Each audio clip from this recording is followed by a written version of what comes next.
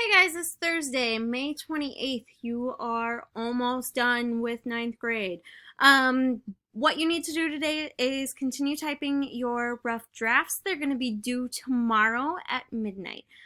If you want comments, you need to get it in by midnight. Any rough drafts that come in after midnight, even if it's 2 minutes after midnight, will not get comments. So make sure that you get it in on time. When you're finished, you can turn it in right here. It'll go through Turnitin so that we can check for any plagiarism errors or any problems with your citations.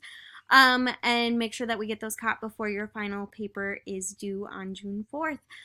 Just a quick reminder, all work needs to be in by June 4th. I can't accept anything on June 5th because we need to have grades done that day. And if I'm still getting work on June 5th, that's not going to happen. So make sure that I have all of your work by June 4th at the very latest. I will not accept work after 11 p.m. that night. Let me know what I can help you with. Have a great day.